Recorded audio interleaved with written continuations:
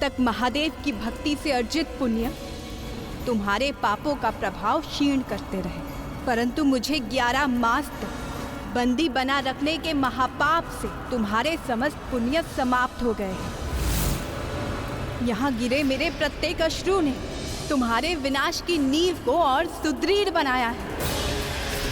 तुम्हारी कुबुद्धि, तुम्हारा अहंकार आज तुम्हें तुम्हारे सर्वनाश से साक्षात्कार करवाने जा रहा है।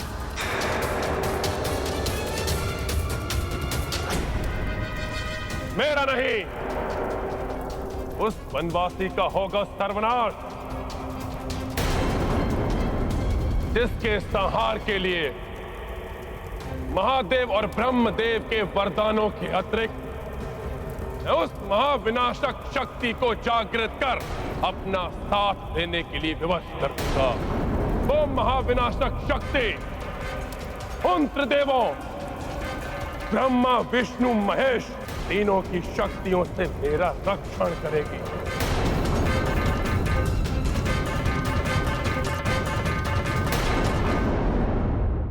जिस प्रकार 11 मास तक तुम अपने उस वनवासी की प्रतीक्षा करते रहे, ठीक उसी प्रकार अब मेरी विजय की प्रतीक्षा करो। उस समय मैंने तुम्हारा हरण किया था, अब मैं तुम्हारा वरण करूंगा।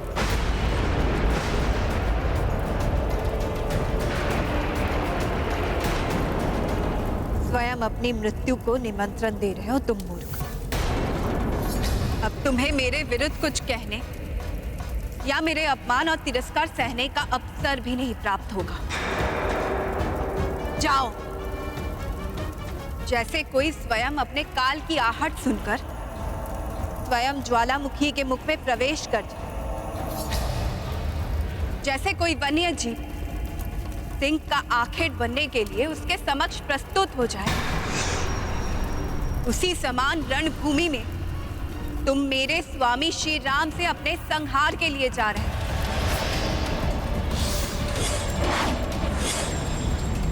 शीघ्र ही तुम अपना खंडित शीश देखोगे।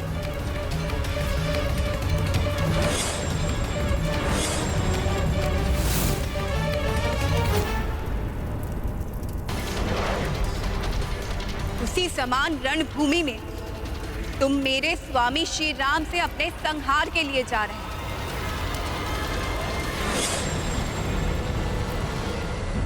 प्रभु, आप धर्म को अग्रता देकर मेरे उस अधर्मी भ्राता को एक और अवसर तो प्रदान कर रहे हैं, परंतु मुझे भय है कि वो शोक मनाने के स्थान पर कोई और घोर निकृष्ट यत्न तो नहीं करने वाला।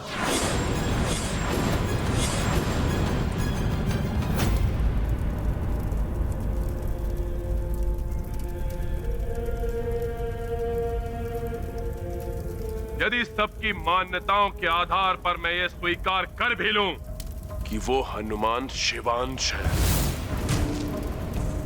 और वो तो नर नारायण का अवतार है,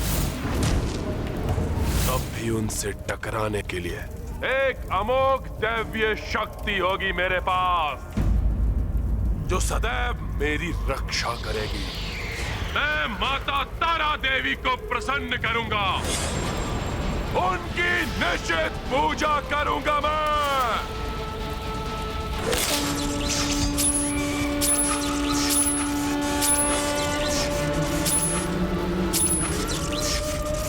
निश्चित पूजा और अवैधिक मंत्रों के निरंतर जाप से मैं माता तारा देवी को दर्शन देने के लिए विवश कर दूंगा, उन्हें अपनी रक्षा के लिए बाध्य करूंगा मैं।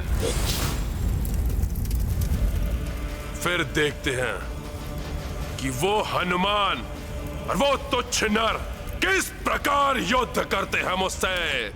महाराज विभीषण, अधर्मी चाहे कोई भी पथ चुने, परंतु धर्म युद्ध मात्र धर्म पथ पर ही चलकर लड़ा जा सकता है। क्या यही एक विकल्प शेष है महाराज लंकेश? निषिद्ध पूजा के परिणाम अत्यंत भीषण हो सकते हैं। इसके अतिरिक्त और कोई विकल्प सोचने का समय नहीं है मेरे पास। शीघ्र अंत करना है मुझे इस युद्ध का। परंतु महाराज, ये कार्य तो आप अत्यंत सहजता के साथ कर सकते हैं। स्मरण कीजिए महाराज, देवी शूर्पणखा के शब्द। परम पराक्रमी खर और दूषण और उनके 14 सहस्त्र रक्ष सैनिकों का संहार करते समय वो राम अपने स्थान पे अड़िग खड़ा रहा। युद्ध के पूर्व ही घोषणा कर दी थी उस राम ने। यदि युद्ध करते समय मुझे एक पग भी पीछे हटना पड़ा तो मैं अपनी पराजय स्वीकार कर लूंगा। हमारे रक्ष योद्धा उसे तनिक भी नहीं डिगा सकते। पीछे नहीं हटे उस राम के पांव। अर्थात उसको एक पग पीछे हटाने से ही वो पराजित हो जाएगा। इसलिए युद्ध स्थल में पूर्ण एकाग्रता के साथ मात्र इतना करने के लिए आपको तत्पर रहना होगा महाराज। खर दूषण अवश्य असफल हो गए, परंतु रावण उस वनवासी को पीछे हटने के लिए बाध्य कर देगा। कदापि असफल नहीं होगा रावण। महाराज, जब विजय प्राप्त करने का इतना सरल उपाय उपलब्ध है तो इतनी घोर निषिद्ध पूजा आखिर क्यों? नहीं, निषिद्ध पूजा से कदापि पीछे नहीं हटेगा रावण। अब किसी विपत्ति की छाया नहीं पड़ने दूंगा अपने ऊपर। महाराज लंकेश, निषिद्ध पूजा ही आपके लिए सबसे अधिक विपत्ति का कारण बन सकती है। सहज नहीं है निषिद्ध पूजा माता की। माता तारा का अत्यंत हिंसक, उग्र और प्रचंड रूप है महाराज। माता के उसी रूप की पूजा करना चाहता हूं मैं, जिसे उनका आशीष प्राप्त हो जाए। वो भीषण से भीषण युद्ध में कभी पराजित नहीं होता। परंतु महाराज, ये भी तो सत्य है कि आज तक माता तारा की पूजा में कोई भी सफल नहीं हुआ। जिसने भी माता तारा के दर्शन प्राप्त भी किए, वो उनके भीषण और उग्र रूप को देखकर काल के मुख में समा गए।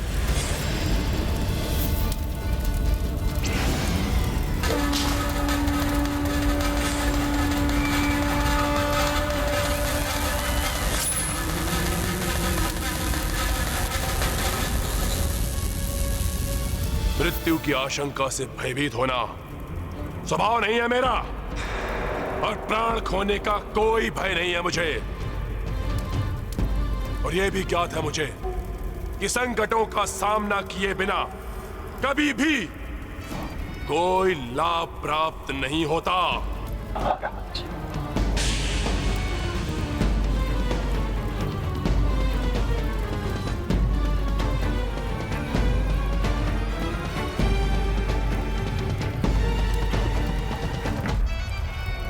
रावण हूं मैं,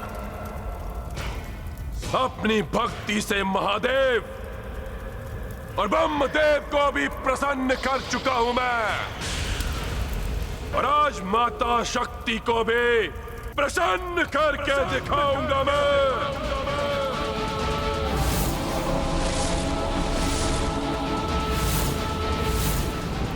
ऐसी घोर निषेध अवैधिक पूजा करूंगा मैं कि मां शक्ति, माता तारा देवी के रूप में मेरी रक्षा करने के लिए विवश हो जाएंगी।